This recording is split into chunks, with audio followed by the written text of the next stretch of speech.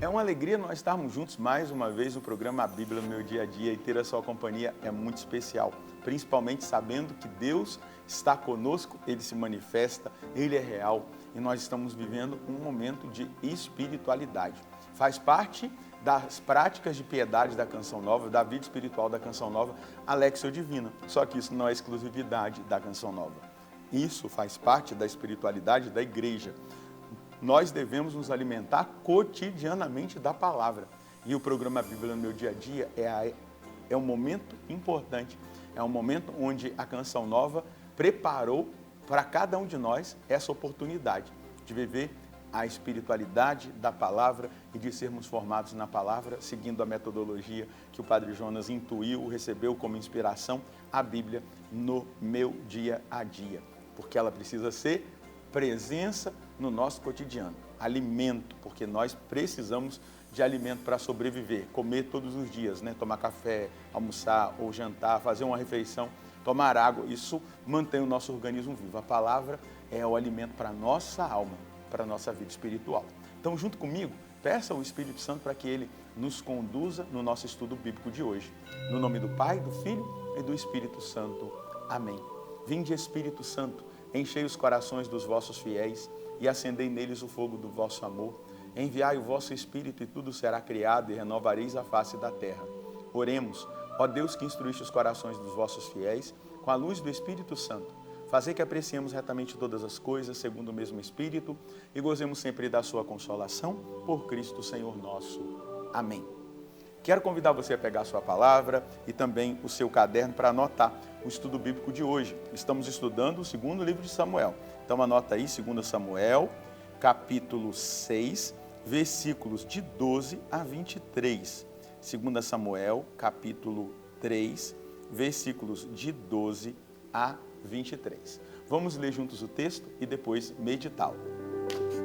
Quando informaram o rei Davi, o Senhor abençoou a família de Obed-Edom e todos os seus bens por causa da arca de Deus. Ele se pôs a caminho e transportou festivamente a arca de Deus da casa de Obed-Edom para a cidade de Davi. Cada vez que os carregadores da arca do Senhor tinham dado 6 passos, Davi sacrificava um boi e um bezerro gordo. Davi, cingido apenas com um efode de linho, dançava com todas as suas forças diante do Senhor. Davi e toda a casa de Israel conduziam a arca do Senhor, soltando gritos e júbilo e tocando trombetas. Ora, quando a arca do Senhor entrou na cidade de Davi, Micol, filha de Saul, estava olhando pela janela. Vendo o rei Davi dançar e pular diante do Senhor, desprezou em seu coração. Introduziram a arca do Senhor e depuseram-na em seu lugar, no meio da tenda que Davi tinha armado para ela. Em seguida, Davi ofereceu holocaustos e sacrifícios de comunhão na presença do Senhor. Assim que terminou de oferecer os holocaustos e os sacrifícios de comunhão, Davi abençoou o povo em nome do Senhor dos Exércitos e distribuiu a todo o povo e a toda a multidão de Israel, aos homens como às mulheres, um pão de forno, um bolo de tâmaras e uma torta de uvas. Depois todo o povo foi para casa.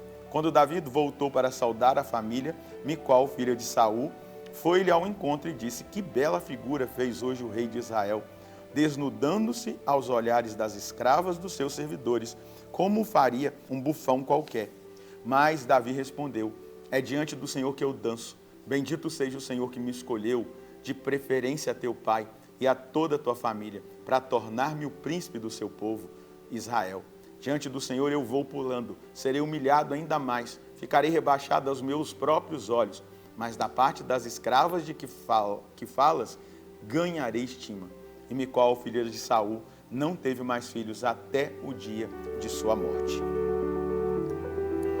A alegria, uma alegria santa diante da presença de Deus que nós vamos perceber na atitude de Davi. A família de Obed-Edom foi abençoada, não aconteceu mais nenhuma tragédia como a de Asa. Então chegou o momento de Davi trazer a arca, depois daqueles 3 meses de prova. E ele, com humildade, com culto, com liberdade espiritual, ele vem adorando o Senhor. E olha a diferença, agora a cada passo que eles dão, né, eles oferecem sacrifício. Quando os carregadores, versículo 13, da arca do Senhor, davam 6 passos, Davi sacrificava um boi, um bezerro gordo, em adoração a Deus, em glorificação a Deus. Então, é importante que nós percebamos isso. Ele seguiu obedientemente o protocolo do translado da arca do Senhor até Jerusalém. E a bênção de Deus vem. Então, ele trazendo para Jerusalém a arca, ele está trazendo os olhares de todo o Israel de Deus, para o centro da vida. Esse deve ser o nosso propósito, Deus sendo o centro da nossa vida, tendo primazia, sendo o primeiro, ele é o mais importante. E a gente vai perceber aqui a crítica de Micol, né? O que resulta a crítica de Micol? Em primeiro lugar, provoca, né? É o finalzinho aqui, né? Davi vai dizer, diante do Senhor eu me alegro e eu me humilharei ainda mais, rebaixando-me aos meus próprios olhos, mas da parte das escravas de que falas, ganharei estima. Então, ele está dizendo, diante do Senhor eu me humilharei, ele é o rei, eu só sou o servo. É isso que ele está aqui expressando para Micol. Então, aqui, humildade, alegria espiritual, retidão de culto, né?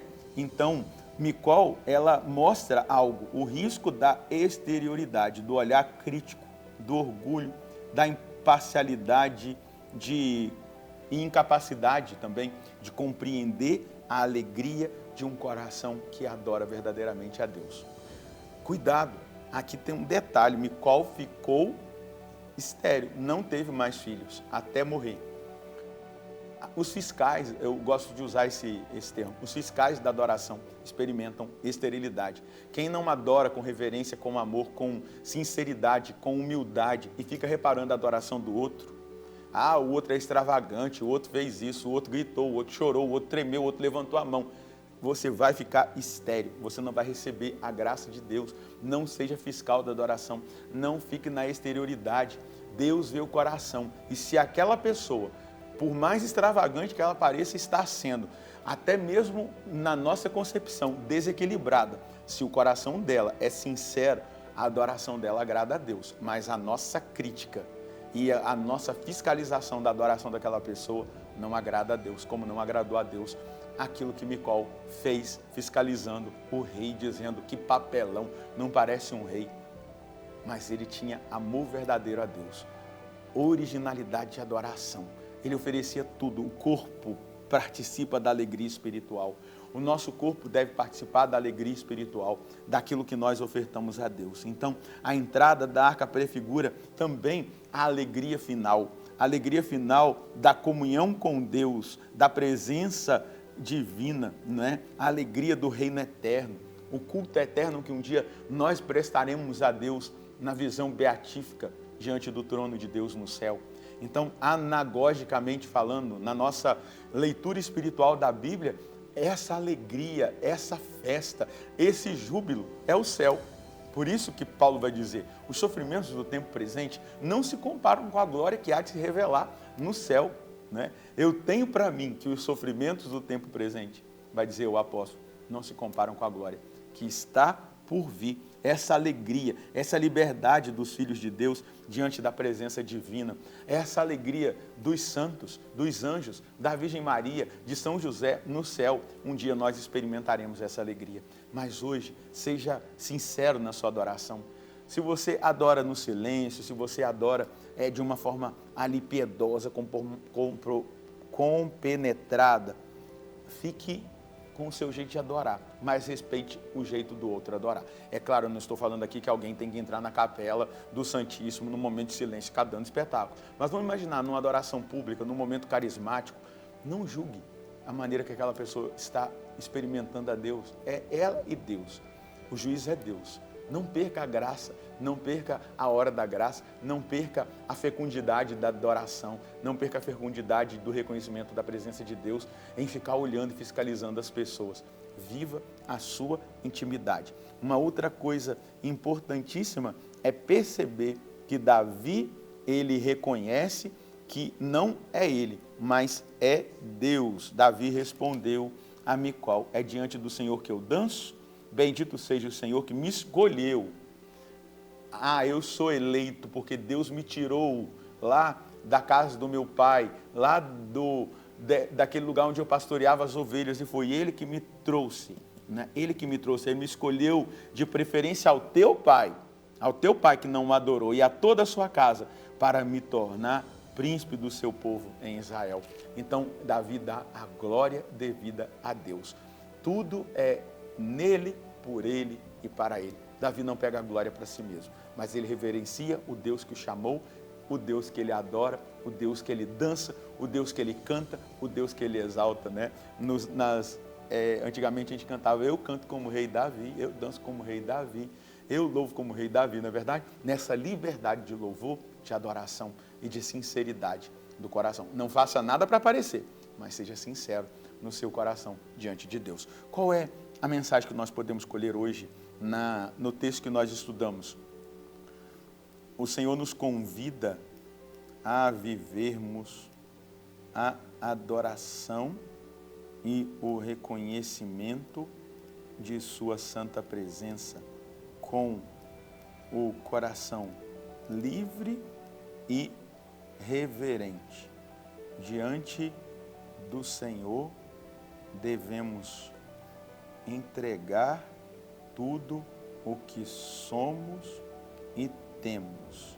Cada fibra do nosso coração e do nosso ser deve estar direcionada ao Senhor Deus na adoração. Adoramos com o nosso corpo, a nossa mente, com todo o nosso ser. Renunciemos à tentação de reparar e julgar a forma com que o nosso próximo adora e se expressa diante do Senhor. É respeito para com o próximo, respeito para com Deus, é saber que Ele é o juiz, é Ele que está ali recebendo a adoração. Se ela é sincera, ela agrada ao Senhor. Não caia nesse erro para você não ser alguém estéril, espiritualmente falando. Vamos rezar? Senhor, obrigado. Obrigado porque o Senhor me chama a essa adoração livre, a essa adoração verdadeira, a essa entrega de coração, a esse abandono, destinando tudo para Ti, porque tudo é para o Senhor. É para Ti que eu existo, é para o Senhor, é no Senhor que eu quero estar. Tudo que eu vivo é direcionado para Ti. Eu agradeço o testemunho de Davi, a liberdade de Davi diante da Sua presença e principalmente a sinceridade do coração dele em adorá-lo. Que todo o meu ser adore a Sua santa presença e glorifique a Sua santa presença. Livra-me da tentação de julgar a adoração do meu próximo. Que eu viva com o Senhor a intimidade e que eu respeite a intimidade do outro na Sua presença. Amém. É exatamente isso. Foque na centralidade da sua vida espiritual, que é o próprio Senhor. Coloque-o no centro. Viva a experiência com esse Deus maravilhoso que se deixa amar, encontrar, tocar, adorar. E você vai crescer espiritualmente e vai ver as bênçãos do Senhor na sua vida. Deus abençoe você e a sua família. Nós nos encontraremos no próximo programa, se Deus quiser, no nome do Pai, do Filho e do Espírito Santo. Amém.